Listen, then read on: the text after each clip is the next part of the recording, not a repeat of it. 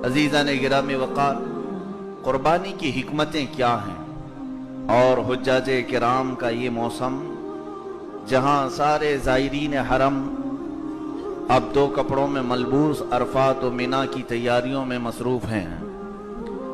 अल्लाह तबारक व तआला ने इस इबादत से पूरी कायनात में बसने वाले मुसलमानों को ऐसे जोड़ रखा है। बहुत सारे हज के लिए जाते हैं और वो अपनी आंखों से दीदार करते हैं उन हसीन मनाजिर का, और जो नहीं जाते उनका दिल वहां पहुंच गया होता है।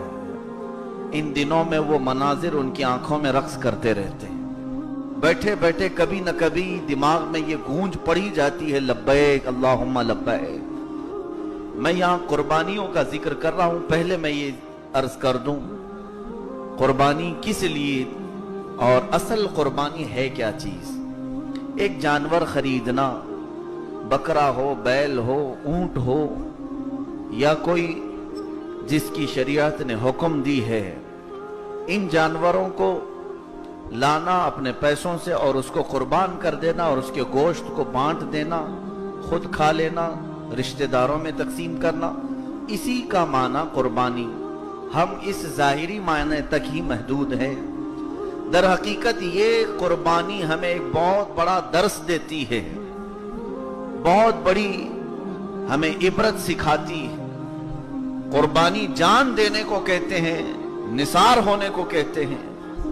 अजीज़ान गिरामी वक़ार, यहाँ पर उन लोगों को इस बात का अच्छा एहसास होगा जो अपने घर में जानवर पाल करके कुर्बानी करते हैं कि जिस वक्त उसे ज़बह करने के लिए लिटाया जाए दर्द आपको होने लगेगा। कुरान में तुम्हारी नीयतें अल्लाह तक पहुंचती हैं, तुम्हारी नीयतें पहुंचती हैं। बकरे का गोश्त और बकरे का खून अल्लाह तक नहीं पहुंच रहा है। अल्लाह फरमाता है तुम्हारी नीयतें और ये ऐब जानवर की कुर्बानी करो ताकि अच्छी सवारी तुम्हारे लिए क़यामत के दिन हो जाए। अब अंदाजा करो जो तुम्हारी पुल सिरात पर सवारी बनने वाला है उसकी कितनी इज्जत होनी चाहिए। इसीलिए हमारे बुजुर्गान दीन कुर्बानी के जानवर का इतना एहतराम करते थे, इज्जत करते थे। हुजूर पाक सल्लल्लाहु अलैहि वसल्लम ने फरमाया, अल्लाह की, उसके रसूलों की, उसके फरिश्तों की उन लोगों पर लानत है जो परिंदों को उड़ाते हैं, बाजी लगाते हैं, या मुर्गों की लड़ाई करते हैं, या बकरों के झगड़े लगाते हैं। इस तरह से जानवरों को लड़ाई करवाना और उस पे पैसे कमाना। कुछ लोग खालिस बकरे इसलिए पालते हैं लड़वाने के लिए, रेसिंग वाला बकरा अलग है। अजीज़ान गिरामी, ये सारे अफ़आल मुसलमानों के नहीं हैं। अगर कोई काफिर और मुशरिक कर रहा है तो उसे करने दो, वो तुम्हारा आइडियल नहीं। रसूल पाक सल्लल्लाहु तआला अलैहि वसल्लम की बारगाह में यमन से 100 ऊंट लाए गए थे। ये कुर्बानी का जानवर अपने मालिक को बहुत अच्छी तरह से पहचानता है, बहुत अच्छी तरह से जानता है, और तुम्हारी ये सिफारिश करेगा क़यामत के दिन। उसके साथ ऐसी बदतमीजी करोगे, उसके साथ ऐसी बेहुरमती करोगे। हुजूर पाक सल्लल्लाहु अलैहि वसल्लम के पास जब ऊंट आए, वो भी कैसे जानवर थे। हज़रत अली रज़ियल्लाहु तआला अन्हु फरमाते, 5-5 ऊंट हम हुजूर के पास ला रहे थे ज़बह करने के लिए। वो जानवर कैसे थे?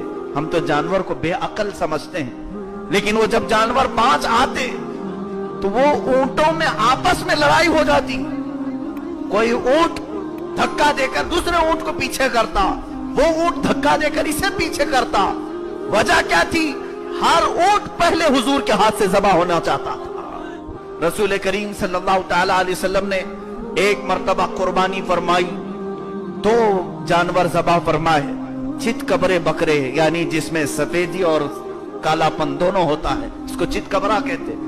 हदीस पाक में 2 बकरे ज़बह फरमाए। पहली कुर्बानी अपनी तरफ से की और दूसरे बकरे की कुर्बानी अपनी पूरी उम्मत की तरफ से फरमाए, पूरी उम्मत की तरफ से फरमाए। जो न भूला हम गरीबों को रजा, याद उसकी अपनी आदत कीजिए। हम तो पैदा भी नहीं हुए थे, हमारे नबी सल्लल्लाहु अलैहि वसल्लम ने अपनी कुर्बानी में हमें भी शामिल फरमाया। तो आज जिसकी इस्तिताअत है वो कुर्बानियों में अगर बड़े का हिस्सा लेता है तो एक हिस्सा मेरे रसूल के नाम से जरूर है, मेरे आका सल्लल्लाहु अलैहि वसल्लम के नाम से भी वो कुर्बानी करे। कुर्बानी के जानवर के हर चीज का अदब भी करो। अल्लाह की राह में गया है ये, اللہ کی راہ میں قربان ہوا ہے، اس کے سینگ، اس کے چمڑے، حتیٰ کہ فقہ کی کتابوں میں یہ تک لکھا ہے اس کے چمڑے کو پھینک نہ دیا جائے بلکہ اچھے کاموں میں استعمال کیا جائے۔ یہ تمام چیزیں تو ہم نے یکسر ختم کر دی، اور یہی ساری چیزیں ہیں جو آج غیروں کو ہماری طرف انگلی اٹھانے کا موقع ملا۔ میں یہاں پر ان تمام بری باتوں سے روکنا چاہوں گا جو نالیوں میں، سڑکوں پر، گٹروں پر جانوروں کے فضلات پھینکے جاتے ہیں۔